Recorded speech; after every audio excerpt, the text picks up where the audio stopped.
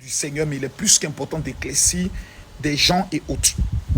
Nous avons Nadia, l'épouse d'Ariel Chéné, qui a vu aujourd'hui sa tombe être profanée.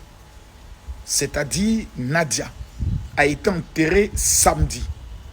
Aujourd'hui, dimanche, un jeune homme a été pris pour avoir cassé la tombe de Nadia. Tout le monde sait que les chrétiens ne sont pas enterrés avec des objets, parce que tout ce qui est théorie pour dire non, ils veulent voler les objets, peut-être qu'ils ont pensé que dans la tombe, on a mis des choses précieuses, c'est faux.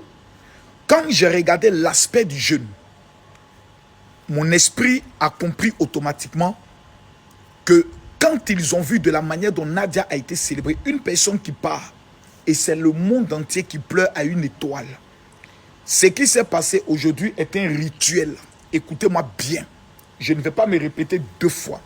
Ce qui s'est passé aujourd'hui, ils sont allés voler le corps, ils allaient couper des parties du corps de Nadia en vue de faire des sacrifices humains, faire des rituels dans le but de pouvoir faire ce qu'on appelle du zamou.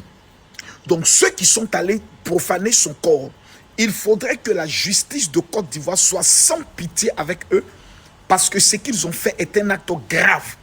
C'est le corps qu'ils sont allés voler, ou ils allaient voler des parties du corps, ou la salive de la personne, ou couper des parties du corps, dans le but d'aller faire des sacrifices humains. C'est un sacrifice qu'ils ont voulu faire, en vue de prendre l'étoile qui était sur la vie de cette fille, dans le but de voir, mais qui les a envoyés?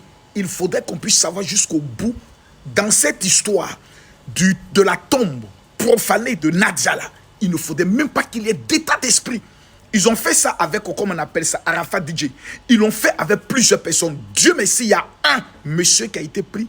La justice doit être sans pitié vis-à-vis de lui. Je répète, c'est un rituel humain qu'ils sont allés faire, un rituel sataniste qu'ils ont voulu faire avec le corps de Nadia. Donc il ne faut même pas que nos autorités puissent, je peux le dire, ne serait-ce avoir un peu de compassion, sans pitié.